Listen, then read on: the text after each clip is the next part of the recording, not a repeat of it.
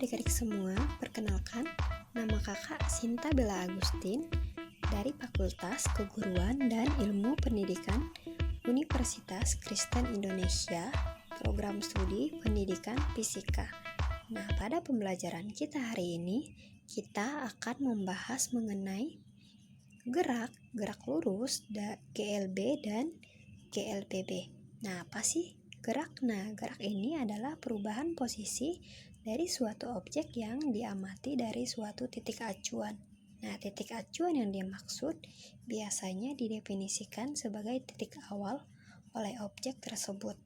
Nah, biasanya ataupun titik tempat pengamat berada. Nah, sedangkan gerak lurus atau disingkat dengan GL itu termasuk sebagai gerak translasi. Kenapa? Karena gerakan suatu objek yang bergerak tanpa berotasi. Nah, biasanya GL ini atau gerak lurus ini dinamakan karena lintasannya berupa garis lurus.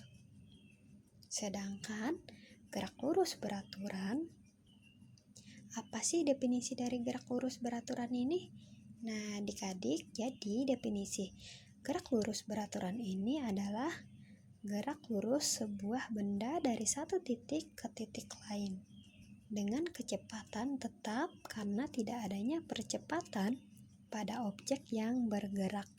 Karena percepatan pada benda tidak memiliki nilai percepatan, maka sama dengan 0. Dari definisi ini terdapat 3 komponen yang penting. Yang pertama posisi, yang kedua kecepatan, dan yang ketiga percepatan. Nah, dari GLB ini merupakan gerak suatu benda pada lintasan lurus dengan kecepatan yang konstan atau biasanya disebut dengan kecepatan tetap. Nah, karena GLB memiliki kecepatan konstan atau kecepatan tetap, maka tidak ada percepatan yang terjadi atau percepatannya sama dengan 0, sehingga dapat ditulis P sama dengan konstan dan A sama dengan 0. Nah, sedangkan posisi yang pertama yang bakal kita bahas adik-adik, dalam proses benda bergerak sangat dibutuhkan yang namanya titik acuan. Kenapa? Karena bertujuan untuk mempermudah pengolahan informasi. Nah, dalam komponen posisi ini ada 2 hal yang perlu adik-adik perhatikan. Yang pertama ada jarak dan yang kedua ada perpindahan. Nah, kita misalkan adik-adik bergerak dari Jakarta ke Depok dengan jarak 80 km. Dan adik-adik memutar balik dari Depok menuju Jakarta sebesar 20 km. Nah, mungkin adik-adik bakal berpikir kalau adik-adik sudah menempuh 100 km perjalanan. Nah, dalam ilmu fisika ini biasanya disebut yang namanya jarak.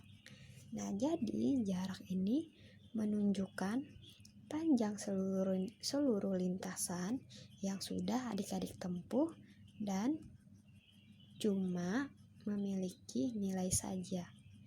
Namun kalau adik-adik mengukur posisi adik-adik dari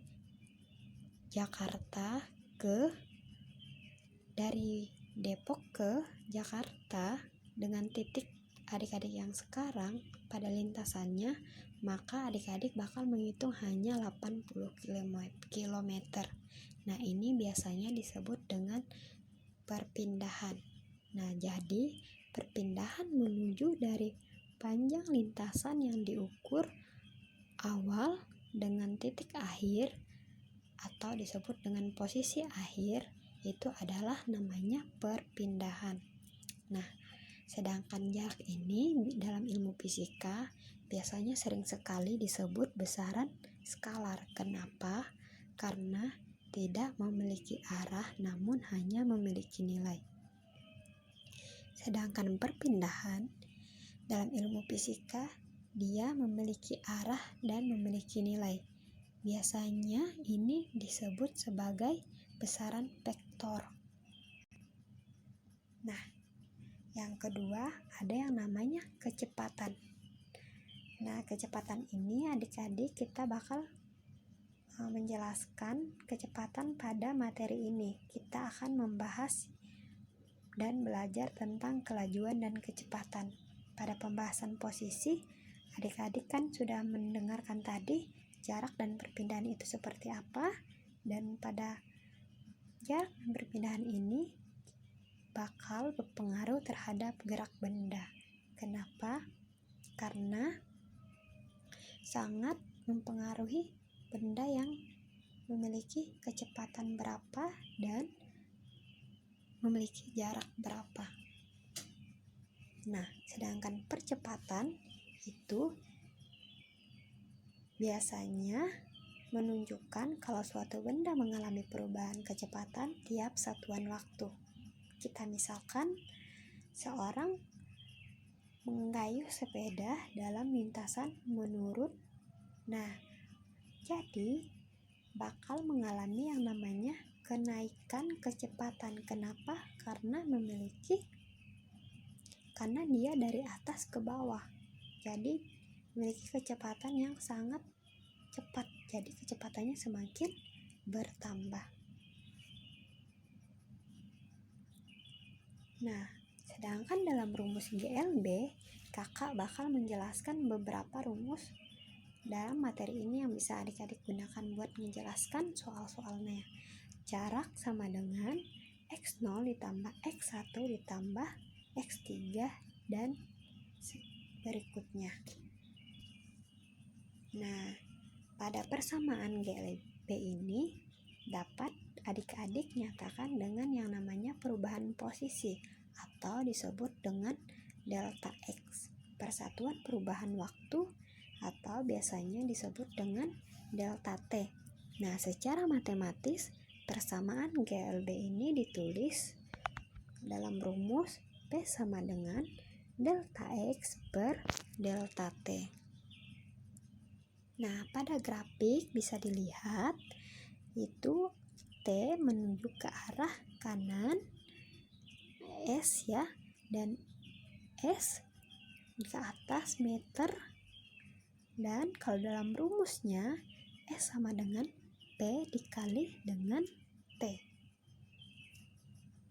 Nah, GLB, gerak lurus berubah beraturan, ini adalah gerak suatu benda pada lintasan lurus yang memiliki percepatan konstan.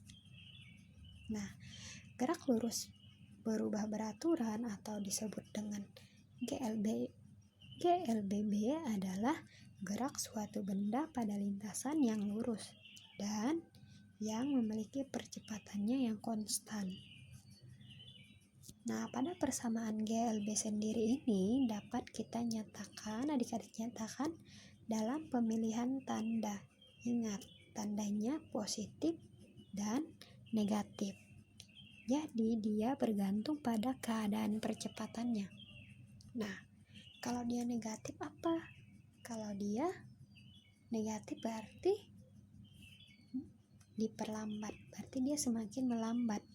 Kalau dia positif apa? Berarti dia semakin memiliki percepatan gitu, ya kan?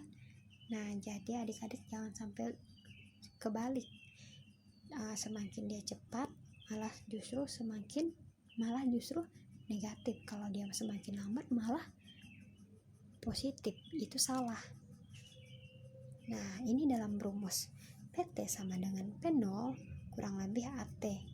S sama dengan P0 T kurang lebih setengah AT pangkat 2. PT pangkat 2 sama dengan P0 pangkat 2 kurang lebih 2AS.